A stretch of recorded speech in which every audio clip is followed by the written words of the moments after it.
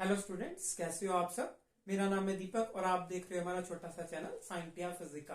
तो आज हम करने वाले हैं सोलेनॉइड। आज हम सोलेनॉइड के बारे में पढ़ने वाले हैं। तो पहले सोलेनॉइड के बारे में जान लेते हैं। तो सोलेनॉइड को हम बेसिकली एक स्ट्रक्चर बोलते हैं। एक स्ट्रक्चर को ही हम सोलेनॉइड का नाम देते हैं। तो एक स्ट्रक्चर को सोलेनॉइड का नाम क्यों देते हैं? क्योंकि इस स्ट्रक्चर जो हेलिक्स स्ट्रक्चर है, जो कैसे बनता है, अगर आप इंसुलेटेड वायर को एक सिलेंडर के अलॉन्ग रैप कर दें, लपेट दें, तो ये हेलिक्स स्ट्रक्चर बन जाएगा। कोई स्प्रिंग जैसा स्ट्रक्चर होता है ना, जैसा आपका, ठीक है, वैसा स्ट्रक्चर बन जाएगा। तो इसमें से जब हम करंट पास करवाते हैं तो जो मैग्नेटिक फील्ड जनरेट होती है वो बार मैग्नेट की मैग्नेटिक फील्ड जो है उससे सिमिलर जनरेट होती है, ठीक है। तो इसी कारण हम इस स्ट्रक्चर को सोलेनॉइड बोलते हैं और इसे अलग से स्टडी करते हैं, ठीक है। तो हम सोलेनॉइड को एक और नाम देते हैं जिसे हम बोलते हैं इलेक्ट्रोमैग्नेट, ठीक है। सोलेनॉइड को हम इलेक्ट्रोमैग्नेट भी बोल देते हैं। क्यों? क्योंकि जब सोलेनॉइड में से करंट पास होता है तो ये एक मैग्नेट बन जाती है, जैसे बार मैग्नेट भी बोल सकते हो आप। जब करंट पास करवाओगे तो ये बार मैग्नेट की तरह बिहेव करेगी। जब हम करंट ऑफ कर देंगे तो ये एक सिंपल स्ट्रक्चर बन जाएगा जिसके पास कोई मैग्नेटिक फील्ड नहीं है, ठीक है। तो एडवांटेज ये है, अगर आपके पास कोई आयरन पीस है बड़ा सारा, ठीक है, तो उसको आपने उठाकर किसी और जगह पे रखना है, तो मैं करंट पास करवाऊंगा, ये मैग्नेट बन जाएगी, आयरन पीस इसके चिपक जाएगा, ठीक है।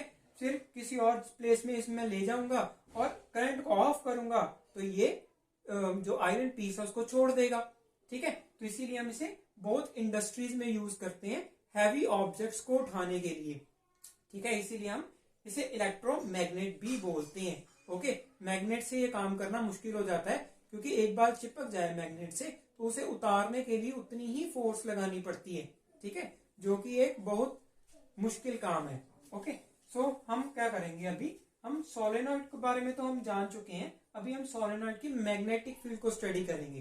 तो सोलेनॉइड जो है वो एक 3 डायमेंशनल स्ट्रक्चर है, ठीक है। उसकी मैग्नेटिक फील्ड जो है हम 2 डायमेंशनल स्ट्रक्चर में नहीं देख सकते। अगर मुझे 2 डायमेंशनल स्ट्रक्चर में सोलेनॉइड की मैग्नेटिक फील्ड को स्टडी करना है, ठीक है, तो मुझे सोलेनॉइड को भी 2 डायमेंशनल फॉर्म में देखना पड़ेगा, ठीक है। तो अगर मैं सोलेनॉइड को 2 डायमेंशनल फॉर्म में देखता हूं तो मुझे सिर्फ 2 पॉइंट्स दिखते हैं, इसका ऊपर वाला पॉइंट और इसका नीचे वाला पॉइंट, ठीक है। तो ये पॉइंट जो है इसको मैं ड्रॉ कर लेता हूं।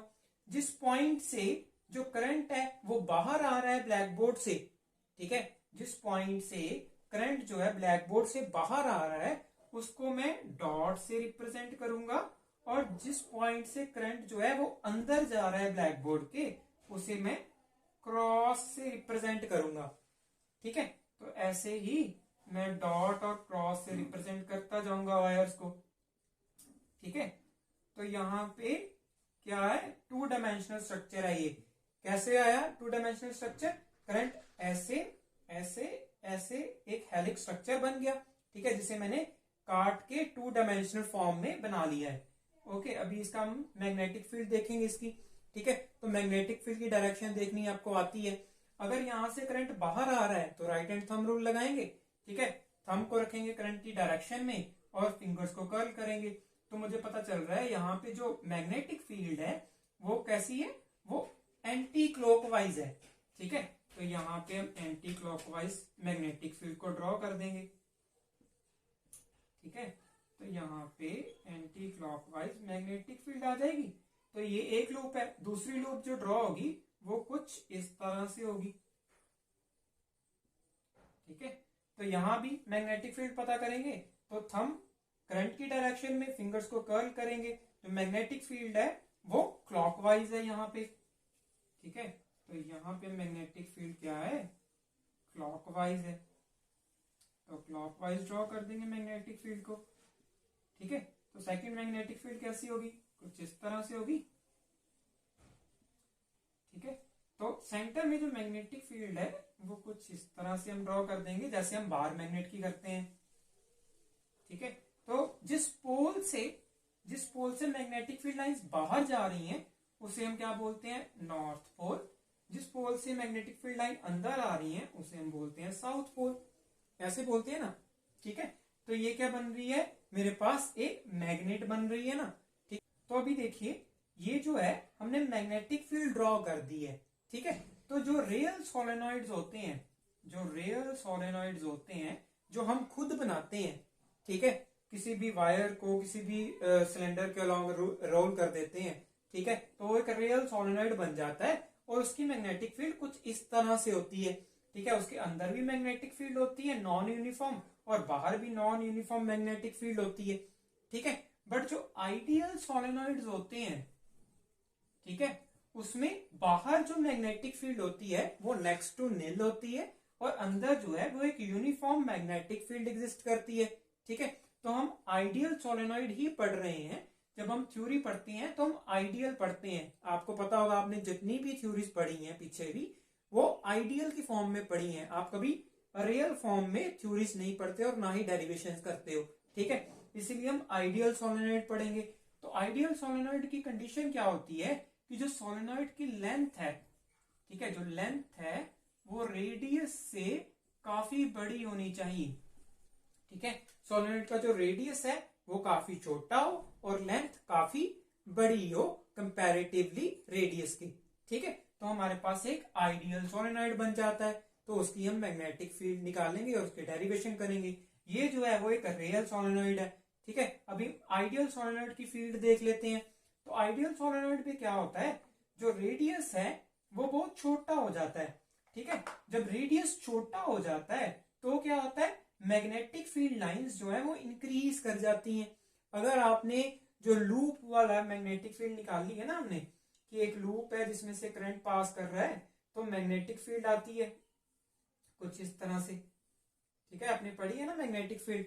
तो हमने पढ़ा है कि सेंटर में मैग्नेटिक फील्ड कितनी होती है, सेंटर में मैग्नेटिक फील्ड कितनी होती है, mu naught by 4 pi into 2 pi I by A, ठीक है। ए जो है वो इस जो लूप का रेडियस है, ठीक है। तो यहां से मुझे पता चल रहा है जैसे जैसे रेडियस जो है वो डिक्रीज करेगा, मैग्नेटिक फील्ड जो है वो इंक्रीज करेगी, ठीक है। तो जैसे जैसे मैं रेडियस को डिक्रीज करवाऊंगा तो अंदर जो है मैग्नेटिक फील्ड इंक्रीज करेगी। मैग्नेटिक फील्ड इंक्रीज करने का मतलब क्या है, number of magnetic field lines जो हैं वो इंक्रीज कर जाएंगी, ठीक है। तो छोटे से एरिया में ज्यादा number of magnetic field lines आएंगी, ठीक है। अगर छोटे से एरिया में ज्यादा number of magnetic field lines हैं तो जब वो बाहर निकलेंगी, ठीक है, तो एक दूसरे को रिपेल करेंगी। तो जो एंड पॉइंट है वहां से मैग्नेटिक फील्ड लाइंस बर्स्ट हो जाएंगी, ठीक है। जब मैग्नेटिक फील्ड लाइंस बर्स्ट होंगी तो क्या होगा, जो ये लूप बन रही है ये बहुत बड़ी हो जाएगी, ठीक है। जो ये लूप छोटी बन रही है ना अभी, तो ये बहुत बड़ी साइज की हो जाएगी। अगर लूप का साइज बड़ा हो जाएगा तो क्या होगा, मैग्नेटिक फील्ड लाइंस जो है वो ज्यादा सेपरेशन आ जाएगी। अगर मैग्नेटिक फील्ड लाइंस में सेपरेशन ज्यादा है, ठीक है, तो बाहर जो मैग्नेटिक फील्ड है वो जीरो के आसपास हो जाएगी, बहुत कम हो जाएगी, ठीक है। इसीलिए हम आइडियल सोलेनॉइड में बोलते हैं कि बाहर जो मैग्नेटिक फील्ड है वो जीरो है और अंदर मैग्नेटिक फील्ड यूनिफॉर्म है, ठीक है। तो इसीलिए ये कंडीशन है, ये कंडीशन भी मैंने आपको समझा दी, क्यों ये कंडीशन हम लगाते हैं और कैसे जो आइडियल सोलेनॉइड में बाहर जो फील्ड है वो जीरो हो जाती है, ठीक है। आइडियल सोलेनॉइड हम कैसे बनाते हैं, आइडियल सोलेनॉइड कंटिन्यूअस होता है, ठीक है। यहाँ पे गैप है ना वायर्स के बीच में, ये गैप नहीं होता, ठीक है। गैप जो है वो जीरो होता है, गैप बिल्कुल नहीं होता, ठीक है। तो गैप नहीं होता तो इंडिविजुअल वायर के अलोंग जो मैग्नेटिक फील्ड बन रही थी रियल सोलेनॉइड में वो नहीं बनेगी, ठीक है। तो कैसी मैग्नेटिक फील्ड बनेगी, अंदर मैग्नेटिक फील्ड यूनिफॉर्म बनेगी, ठीक है। कुछ इस तरह से आइडियल सोलेनॉइड में मैग्नेटिक फील्ड बन गई, ठीक है। तो अभी हमने मैग्नेटिक फील्ड तो देख ली, आइडियल सोलेनॉइड में मैग्नेटिक फील्ड कैसे बनती है, वो कंडीशन के कारण इस तरह से मैग्नेटिक फील्ड बन जाती है, ओके। तो आपको रीजन भी पता चल गया, ओके। अभी हम मैग्नेटिक फील्ड की स्ट्रेंथ निकालेंगे। तो स्ट्रेंथ कैसे निकालेंगे, एम्पियर सर्किट लॉ से निकालेंगे स्ट्रेंथ, ठीक है। तो एम्पियर सर्किट लॉ का फॉर्मूला क्या था, अगर आपको याद हो, that is close line integral of magnetic field is equal to mu naught I, ठीक है। आई क्या था, current enclosed by the loop, ठीक है, जो हमने लूप चूज की है उसमें कितना करंट इनक्लोज होता है वो आई है, ठीक है। बी और डीएल क्या है, डीएल जो है वो लेंथ एलिमेंट है लूप का जो हम चूज करेंगे, ठीक है। तो जब हम इसे खोलते हैं तो क्या आ जाता है, B D L cos of theta is equals to mu naught I. Okay, तो अभी हमने क्या करना है, लूप चूज करनी है। जैसे हम गॉस लॉ में गॉसियन सरफेस चूज करते थे वैसे ही एम्पियर सर्किट लॉ में हम एक लूप चूज करते हैं, ठीक है। तो अभी कौन सी लूप चूज करेंगे, कैसी शेप होगी, तो मैं मान लेता हूं कि मैं एक सर्कुलर लूप चूज कर लेता हूं।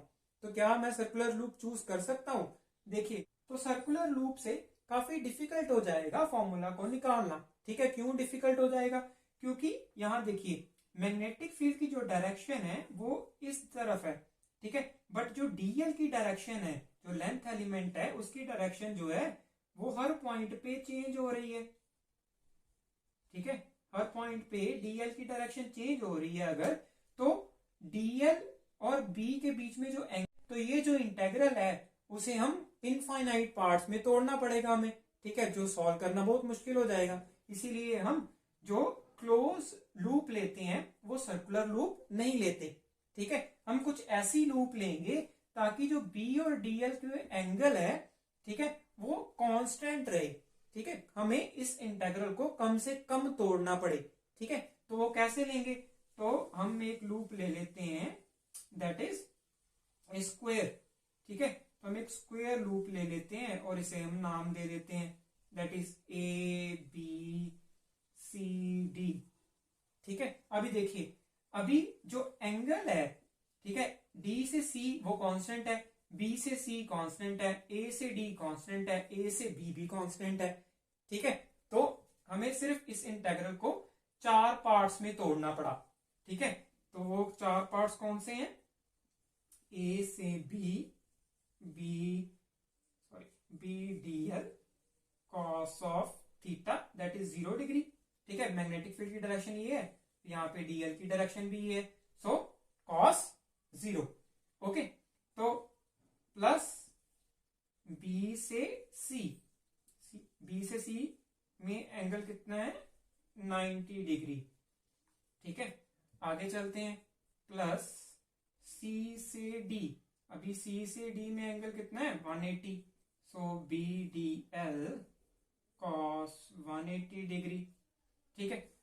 प्लस डी से ए एंगल कितना है, डी से ए जो एंगल है वो फर्दर क्या है कॉस 90 डिग्री, ठीक है।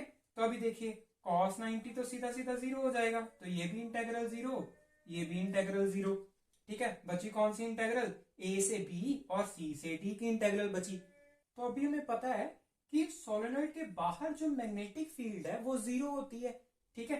तो ए से बी में जो मैग्नेटिक फील्ड है वो 0 है, ठीक है। तो यहाँ पे मैग्नेटिक फील्ड 0 है तो ये इंटेग्रल भी 0 हो जाएगा, ओके। तो एक इंटेग्रल बचा मेरे पास, तो इसे हम सॉल्व कर लेंगे। बी जो है वो कांस्टेंट है तो बाहर आ जाएगा, मेरे पास सी से डी के बीच में डीएल आ जाएगा, कॉस 180 -1 होता है, तो यहाँ पे minus B is equals to mu naught I आ जाएगा, ठीक है। अभी हमने क्या करना है, आई निकालना है कि इस लूप के अंदर कितना करंट जा रहा है, ठीक है। तो यहाँ पे अगर मेरे पास वायर है, ठीक है, जिसमें से आई करंट जा रहा है, तो ये आई आई आई आई, ठीक है, तो ये 4i करंट हो गया, ठीक है।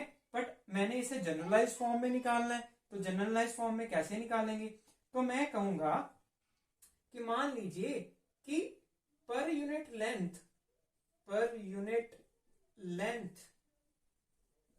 जो टर्न्स हैं, ठीक है, एक यूनिट लेंथ में कितनी टर्न्स हैं, n टर्न्स हैं, ठीक है। मतलब n करंट पास कर रहा है, ठीक है, n नंबर हो सकता है कोई भी 4 5 6 7, ठीक है। एक यूनिट लेंथ में इतनी टर्न्स हैं, तो इस लेंथ इसको मैं L बोल देता हूं, कैपिटल L, ठीक है, स्मॉल l बोल दीजिए चलिए। तो स्मॉल l लेंथ में कितनी टर्न्स होंगी, that is n times l, okay, इतनी टर्न्स होंगी ना। अगर एक यूनिट लेंथ में n टर्न्स हैं ठीक है, तो L लेंथ में NL टर्न्स होंगी। ठीक है, अगर NL टर्न्स हैं, ठीक है, तो यहाँ पे करंट कितना हो जाएगा मेरे पास, दैट इज NLI। ओके, तो इसे I डैश बोल देते हैं ताकि कंफ्यूजन ना हो। ठीक है, तो NLI जो मेरे पास है वो करंट इनक्लोज्ड इन दी लूप है। ओके, तो यहाँ पे अभी मैंने इसे सॉल्व करना है इंटेग्रल को, डीएल वाली को।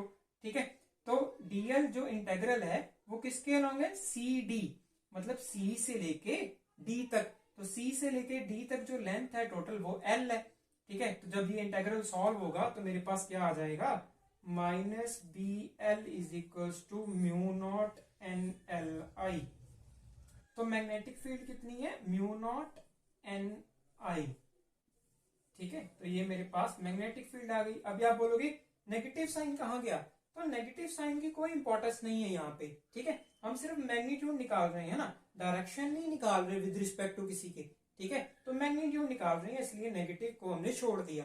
ठीक है, अगर आप बोल रहे हो कि नेगेटिव ना आए तो आप लूप को उल्टी डायरेक्शन में चला सकते हो, आप ए डी सी बी ए जा सकते हो। ठीक है, मैं ए बी सी डी ए गया हूं, तो अगर आप उल्टी डायरेक्शन में जाओगे तो यहाँ पे नेगेटिव नहीं आएगा।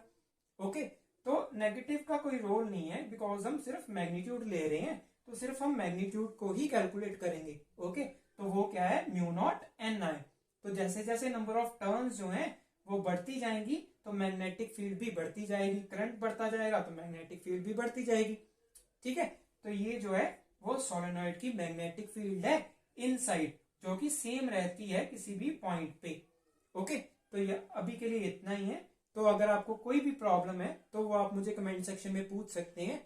अगर कोई सजेशन है आपकी वो भी मुझे आप कमेंट सेक्शन में दे सकते हैं। Thank you.